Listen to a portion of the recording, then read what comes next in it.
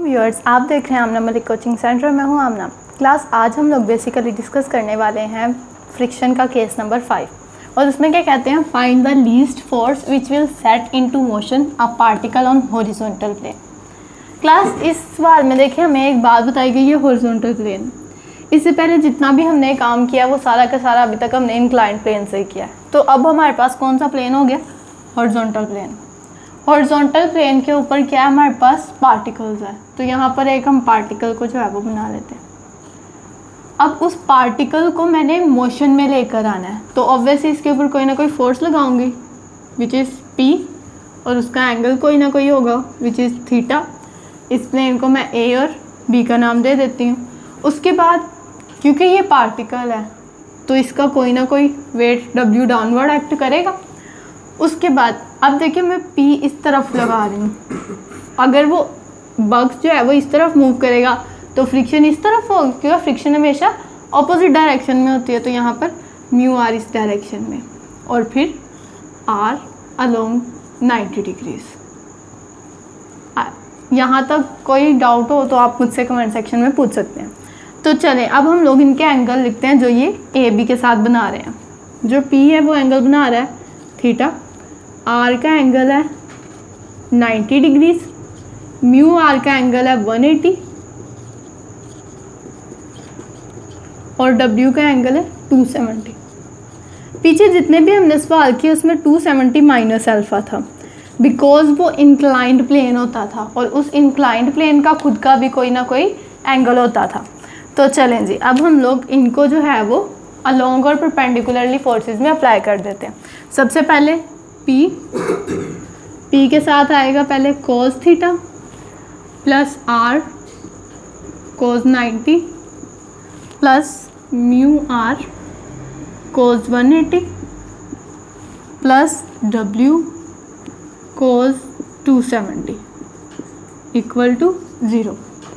अब हम लोग इसी को साइन के अलोंग भी लगा देते हैं, P sine theta plus R sine 90 plus mu R sine 180 plus W sine 270 equal to 0।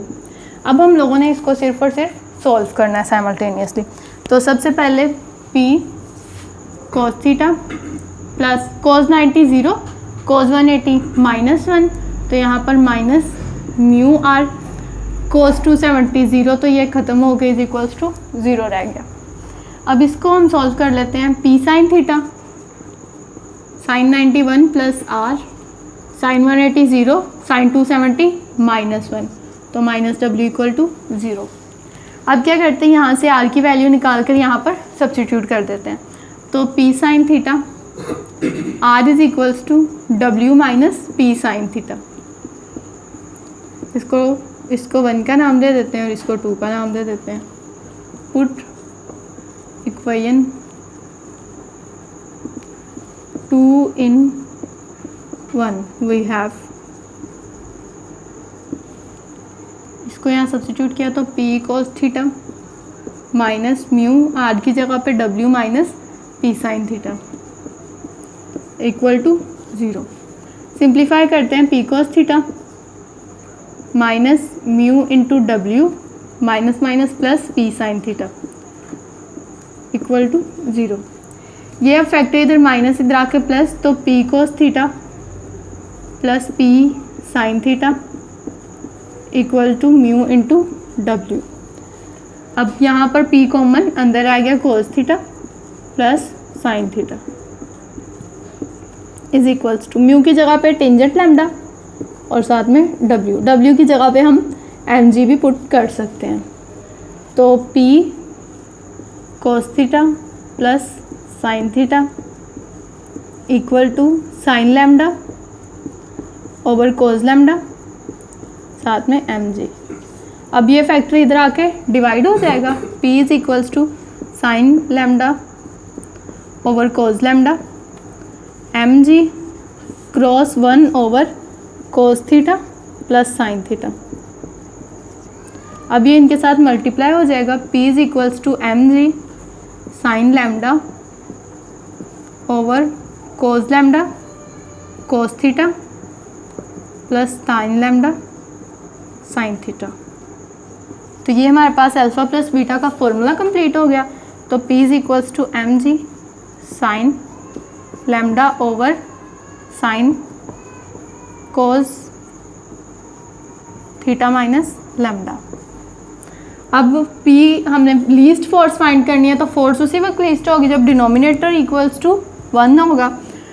P यहाँ पर फिर वो लाइन P विल मैक्सिमम